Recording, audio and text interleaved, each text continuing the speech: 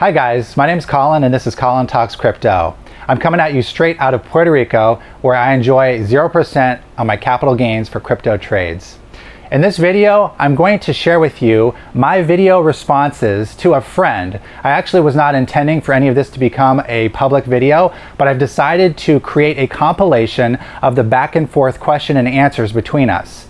And the reason I want to share this is because Chris, being a very good friend of mine, is also a successful businessman. And he's very intelligent, and so he brings very good questions.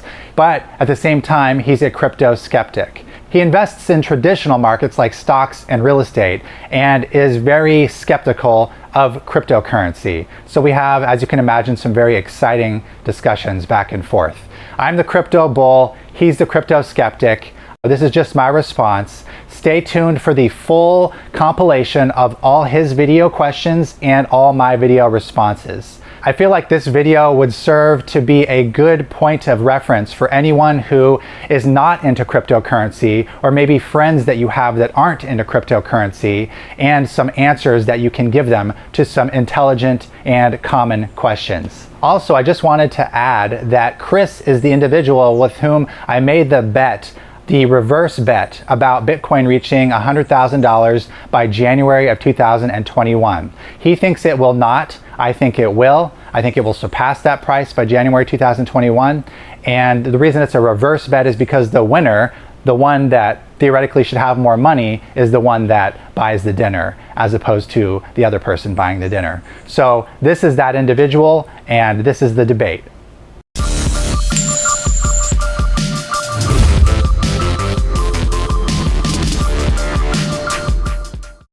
All right, what is this, episode 4 or 5? I do not remember.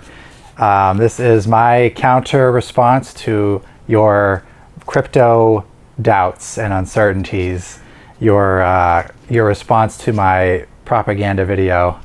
So let me further propagandize you. So you'll see I made some notes here after your video, so I didn't want to forget anything. I'm going to try to keep this brief because I don't want these videos to get overly long for our future's sake. I don't see us watching several hours of content, but maybe if we keep these to 5 or 10 minutes tops, then we'll actually watch them in the future. So you had said that crypto may be the future, but how do we know that the same players will be the big ones? I'm just summarizing. And the answer is adaptation to changing markets. And this is why staying educated and being up to date is key. I have to be able to move with the changes. And you did address that, and you said that hedge managers fail at beating the S&P 500 with all their vast amount of education and resource. Therefore, education is not a guaranteed success. And part of my answer is that the difference is we're so early that even if we're not spot on picking the #1 winner, even if we pick the second place or third place winner, that a lot of money can be made, because this is like the beginning of the internet. These companies that are starting out may not be the ultimate winner, but if we can adapt and change correctly by properly educating ourselves, the fact that we're so damn early in things, and this is an evolution of money on a global landscape. Oftentimes, even things like the car wasn't a global revolution. Some countries today probably still don't even have cars. But with money, money is half of every transaction. And so everyone from a Kenyan in Africa to a guy from Panama to an American citizen all use money. And the advances that are going to be made in money are going to touch the lives of every person on Earth.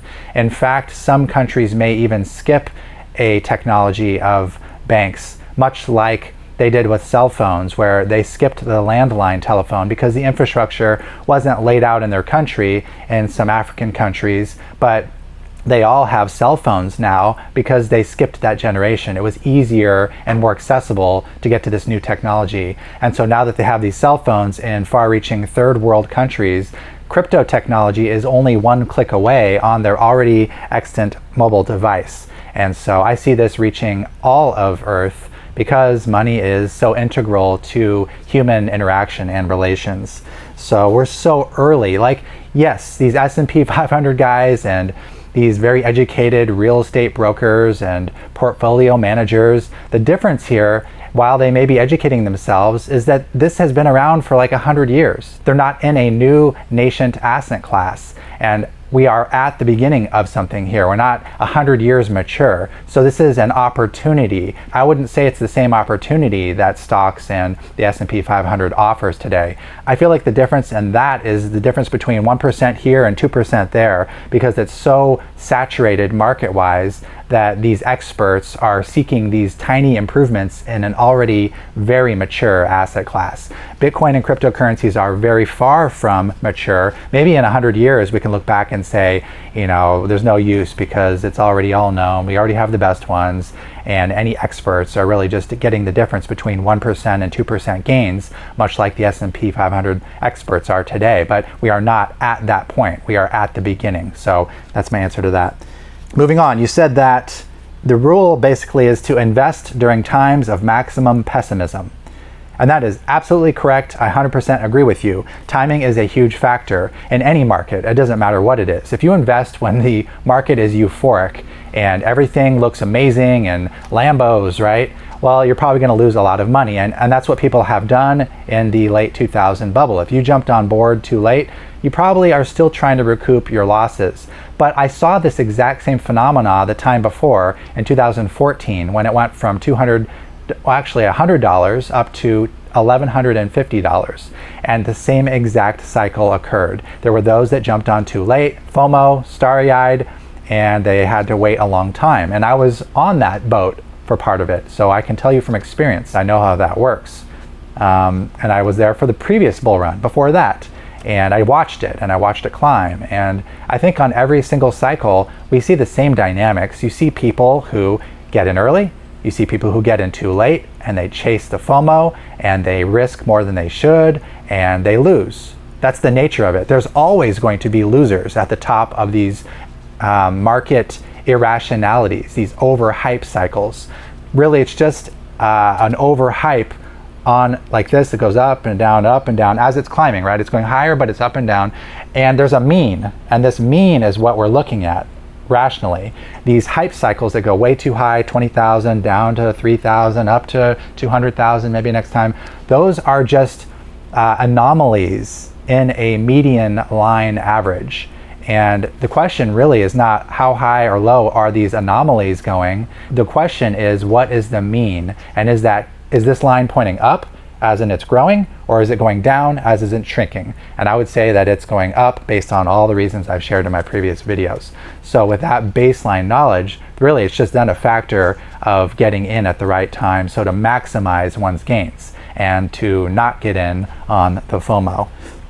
And just to further validate your point, if we do see too many people who are overly enthusiastic and not pessimistic at all, then perhaps we are not at the market bottom. That's very likely a possibility. Maybe we have to go down another couple thousand and really shake out the overconfident people who have bet their life savings. And you know, we see some real blood in the streets and some people really stressing about price. When the market goes very pessimistic, all is despair and no one has any hope, that's when the time to buy is. So I completely agree with you on that. And then you talked about how it could be a secondary market that wins instead of Bitcoin. And again, that's absolutely correct. That's why my crypto portfolio is diversified into Bitcoin and altcoins, my top selected altcoins, because I am very aware that Bitcoin could not be the number one in a couple years or 5 years or 10 years. And so again, I'm being fluid with the market dynamics, I'm keeping myself educated, and I'm diversifying my portfolio to accompany a risk-reward ratio that I'm comfortable with, and keeping into consideration the fact that Bitcoin might not be number one. And I can think of a few technical reasons why it very well may not be number one in 5 years from now. Because, for example, it doesn't scale well. And to onboard the number of people we need to see during the next crypto bull market, it needs to be able to scale. And there are other alternatives that can scale. And some of those are my secondary market portfolio cryptos like Bitcoin Cash and EOS. So I'm very aware of that, and you're absolutely right. It could be the secondary markets that went out. It could be the Hyundai or the Kia that beats out the Ford Model T. It could be the Facebook that beats out the MySpace. And so the question is Bitcoin the MySpace or is it the Facebook? And I give it a 50-50 chance, honestly. I do not think that Bitcoin by any means is the Facebook to end all Facebooks. I think that we will see perhaps a successor. I think it's very possible. 50-50. I also see a future where perhaps other scaling technologies like EOS and Bitcoin Cash and other yet to be developed technologies enable Bitcoin to scale. And so even though Bitcoin itself fundamentally is stunted, it's able to work for people and still be the grandfather, the first mover, the name brand recognition crypto that holds the #1 value, because other cryptocurrencies, other blockchains, and other technologies have enabled it to scale. And lastly, just to end this off, I would just summarize the points that you made as, how do I know for sure? Like, maybe all these points could be correct, but how do I know for sure? And, it's correct that one doesn't know for sure. There is no for sure. Nothing's 100%. Everything's a gray sliding scale. It's all risk, reward, ratio management.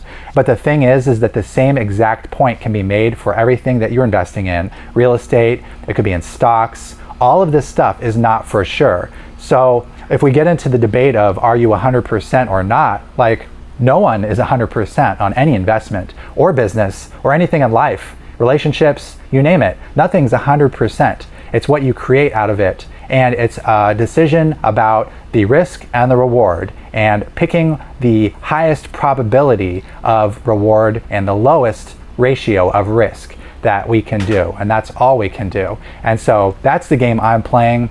I choose to play this game that I'm educated in, that improves my odds. It doesn't make them 100% by any means. I have been wrong and I will be wrong again.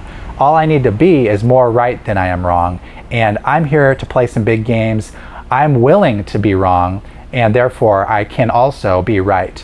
And I'm willing to be right in a big way too. And so I'm here to have some fun, play some big games, make some big money, and maybe I'll lose some big money, but I think I will win bigger than I lose. And that's all that counts. I'm not here to be so boring and conservative that I can't even take a risk, because that's not how I got where I am today. Push the rules to the limit, take risk, try this new thing, and educate along the way. And that has proven grossly successful. And so that's my mentality on every subject, including cryptocurrency. Thanks very much. I'll see you in a couple years at the top. All right, guys, thank you for watching this video. And like I said, I'm going to be putting up the full video back and forth compilation between Chris and myself, so you can hear it from his own mouth and you can hear my answers and watch us both. It'll probably be like an hour long because there's so much footage. And let's hope that I win the crypto bet of Bitcoin reaching $100,000 by January 2021, because I want to be buying him some dinner with my crypto gains.